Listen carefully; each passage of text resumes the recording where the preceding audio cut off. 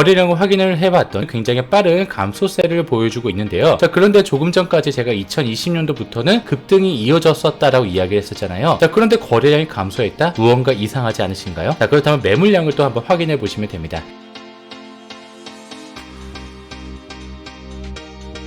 네, 다음으로는 바로 하락 지역을 살펴볼 건데요. 부산 강서구와 안양 동안구를 확인해 보도록 하겠습니다. 자, 먼저 부산 강서구입니다. 자, 부산 강서구 같은 경우는 인구수 14만 3천 명이고 부산에서는 가장 서쪽에 위치하고 있습니다. 자, 그러면 먼저 물량과 미분양을 확인해 볼 텐데요. 자, 물량 같은 경우는 공급이 많이 있지 않고요. 자, 미분양 같은 경우도 불과 50가구밖에 미분양이 존재하지 않습니다. 그래서 공급과 미분양 둘 다 안정권에 위치하고 있다라고 볼 수 있겠고요. 자, 다음으로는 바로 가격에 대한 변화를 한번 살펴봐 보도록 하겠습니다. 먼저 2018년도부터 2021년도까지의 매매 증감을 가져와 봤고요. 자, 18년도부터 보합기간, 그리고 가격 하락기간, 그리고 보합기간. 자, 그리고 나서 2020년도 중반부터는 가격이 굉장히 빠르게 상승한 기간이다라고 볼 수 있겠습니다. 자, 바로 매물에 대한 변화도 한번 살펴봐 보도록 하겠습니다. 자, 매물에 대한 강서구에 대한 전체 매물 수인데요. 자, 이렇게 적정량 밑으로 매물 수가 존재하고 있습니다. 자, 그러다 보니까 매물에 대한 부담은 아직 많지는 않겠구나라고 볼 수 있겠는데, 자, 근데 매매 거래량을 봐보니까 이제 2021년도 이후로부터는 거래량이 많이 줄어든 모습을 보게 될 수 있습니다.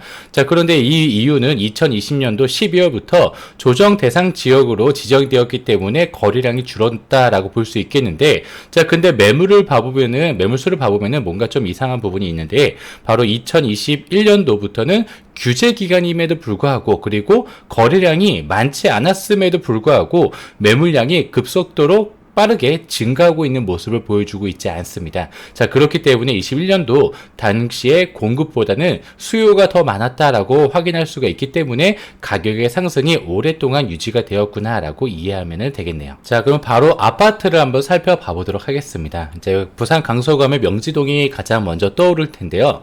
자, 명지동 안에서도 이렇게 검찰청과 법원을 끼고 있는 이렇게 더샵 명지 퍼스트월드 3단지 작년에 입주한 이제 2년차 된 아파트인데, KB 시세로 전용 84 기준으로 8억 8천만 원을 찍고 있고요. 근데 최근 실거래는 9억 500까지 찍혀 있습니다. 자, 그러다 보니까 호가 자체도 8억 9천에서 9억 5천까지 굉장히 넓은 범주 내로 가격에 대한 호가가 남겨져 있는 상태이고, 자, 매매에 대한 매물수와 전세에 대한 매물수는 굉장히 적은 편에 속하고 있습니다. 자, 이렇게 실거래를 보시다시피 불과 1년 사이에 2억 이상의 가격의 상승을 보여주었습니다. 자, 이 명지동 같은 경우는 신축 아파트에 대한 수요가 훨씬 더 강하다 보니까 신축과 구축에 대한 가격 차이가 꽤 많이 나는 편이고요. 자, 이어서 부산 강서구에 10년 이상 된 구축 아파트도 한번 살펴봐 보도록 하겠습니다. 자, 명지 롯데캐슬을 가져와 봤고요. KB 시세 전용 84 기준으로 이제 4억 원으로 형성이 되어 있습니다. 자, 실거래 같은 경우는 4억 2,400까지 찍혀 있기 때문에 한 2,400 차이에 이제 갭이 보여지고 있고, 호가 자체는 4억 1천에서 4억 3천으로 이루어져 있습니다.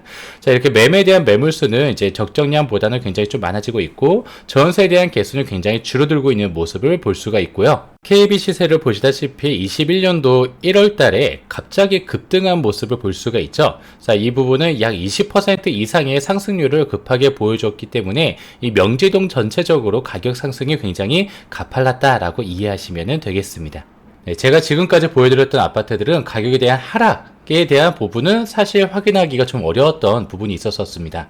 자, 그래서 실거래로 최근에 가장 많은 하락을 보여줬었던 이제 명지 대박 노브랜드 오션뷰 1차 아파트를 한번 살펴봐 보도록 해볼게요. 자, 보시는 것처럼 최근에 3억 500만 원이나 3개월 동안의 가격 하락이 굉장히 급하게 내려가다 보니까 35%의 가격 하락을 보여주고 있다라고 이야기를 하고 있죠. 자, 하지만 이렇게 실거래와 그 다음에 호가에 대한 차이, 즉 괴리감이 굉장히 크기 때문에 이 거래 5억 5천에 거래된 이 거래건은 친족 간의 거래이거나 혹은 이상 거래일 확률이 굉장히 높다라고 생각하시면 되겠습니다. 자, 이어서 경기도 안양시 동안구를 한번 살펴봐 보도록 하겠습니다. 자, 인구수는 전체 30만 8천 명으로 되어 있고요. 자, 안양시 동안구는 KB 시세 증감률로는 마이너스 0.04% 작은 하락세를 보여주고 있다라고 이야기를 하고 있고요. 자, 입주 물량을 봐보니까 입주 물량 물량 자체는 이제 공급이 조금 많이 있습니다. 이 공급량은 2024년도 6월에 입주하는 평촌 엘프라우드 2739세대, 자 그리고 2024년 8월에 입주하는 평촌 트리지아 2417세대가 입주를 하다 보니까 이렇게 두 개의 물량으로만으로도 충분히 좀 위험한 공급량이다라고 이야기를 할 수 있겠고, 또 미분양 같은 경우는 이제 입지적으로 워낙에 탄탄하다 보니까 미분양은 아예 없는 영각으로 보여지고 있습니다. 안양시 동안구를 확인하기 위해서는 먼저 평촌 신도시를 알아셔야지만 되는데요. 자, 평촌 1기 신도시는 4호선을 기준으로 해가지고 북쪽에 평북과 그 다음에 남쪽에 평남으로 나뉠 수 있습니다. 자, 평북에는 5개의 마을이 있고요. 평남에는 이렇게 7개의 마을이 위치하고 있습니다. 평북과 평남 사이에는 유동인구가 굉장히 많은 번개역 로데오 거리 상권도 가지고 있습니다. 평촌 신도시 같은 경우는 학원가와 리모델링 사업을 빼놓을 수가 없겠죠. 자, 귀인마을과 무궁화 마을 사이에서는 그 유명한 평촌 학원가가 자리를 잡고 있고요. 1기 신도시 리모델링 시범단지에 선정이 된 초원마을의 부영아파트도 위치하고 있습니다. 자, 시범단지는 평촌이 이제 선정이 되면서 주변에 23곳의 아파트에서 리모델링 조합 설립을 시도하게 되었고요. 실제로 목련 2단지와 3단지 그리고 초원 세경 아파트에서는 조합 설립을 성공했거든요. 자, 하지만 평촌 학원가를 끼고 있는 이제 무궁화 경남 아파트에서는 리모델링 분담금이 과도하다면서 반대 목소리가 높아서 주민의 3분의 2 이상이 동의를 받기는 사실상 어려울 것으로 보여집니다. 자, 그 이유는 리모델링 사업 같은 경우는 재건축과 달리 일반 분양 물량이 기존 가구 수의 15%로 제한이 되어 있기 때문에 조합원 분담금이 조금 늘어날 수밖에 없겠고요. 또 이주비 또한 조합원들이 직접 마련을 해야지만 된다는 단점이 존재하기 때문입니다. 바로 이어서 가격에 대한 변화를 또 살펴봐 보도록 해보겠습니다. 자, 2018년도 말까지 상승세를 이어가다가 그리고 2019년도에는 기존의 상승에 대한 피로도 때문에 이제 약한 하락세와 그 다음에 보합세가 이루어져 있었고요.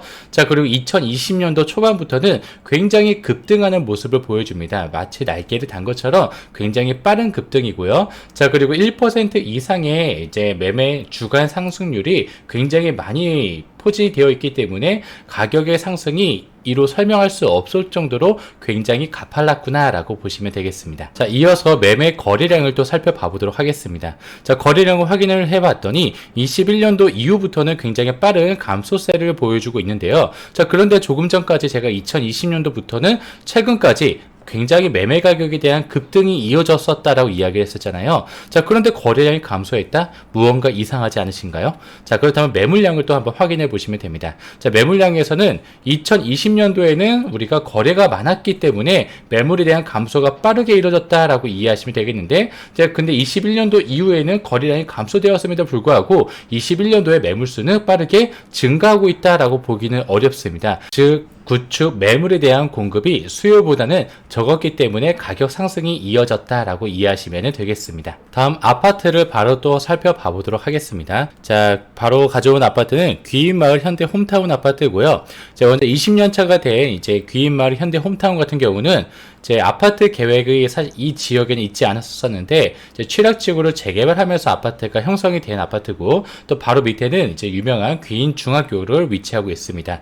자, 그리고 바로 옆에는 이제 가장 유명한 평촌 학원가를 또한 군림하고 있고요. 전용 80 기준으로 KB 시세는 11억 7,500만원, 최근 실거래 같은 경우는 11억 9,800만원까지 찍혀져 있고요. 자, 그런데 3개월 전만 하더라도 12억 5천만원까지 찍혀져 있었던 이 아파트는 최근에 이제 가격에 대한 하락은 있긴 있었지만 호가 자체에는 12억 5천에서 12억 8천만원, 즉 가격이 하락하고 있다라고는 조금 보기는 어려울 수가 있겠습니다. 자, 하지만 매매에 대한 매물수 자체는 조금 증가하고 있는 모습을 보고 있으니까 가격에 대한 하락까지는 볼 수 없다 하더라도 보합세가 꽤 오랫동안 유지가 될 확률이 높다라고 이해하시면 되겠습니다. 자, 다음으로는 제가 조금 전에 평촌 신도시를 소개를 드릴 때 리모델링 사업 반대와 관련해서 이야기를 드렸던 28년 차의 무궁화 경남 아파트 역시 한번 살펴봐 보도록 하겠습니다.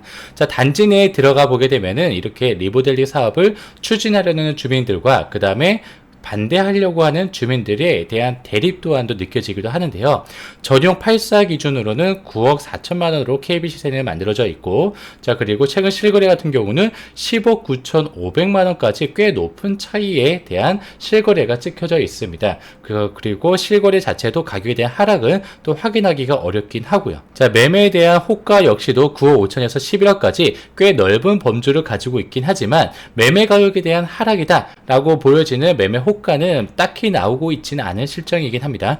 자, 매매에 대한 매물수 같은 경우도 적정량보다는 적게 위치하고 있기 때문에 이제 단기간에 굉장히 급락을 한다라고 보기는 어려울 수 있겠지만 거래량이 많이 없기 때문에 보합세가 꽤 오랜 기간 동안에 유지가 될 확률이 높습니다. 지금까지 상승 지역 두 곳과 하락 지역 두 곳을 살펴보았는데요. 하락 지역 두 곳 같은 경우는 딱히 지금 하락을 하고 있다라고까지 보기는 어려울 수는 있겠지만 지속적인 모니터링은 필요할 것으로 보여집니다. 그래서 저 풀 대표가 지속적으로 모니터링을 해가지고 여러분들에게 조금 더 빠르고 조금 더 정확한 팩트를 전달을 해드리도록 하겠습니다. 지금까지의 방송이 괜찮았다면은 구독, 좋아요, 알림 설정까지 해주시면 감사하겠습니다.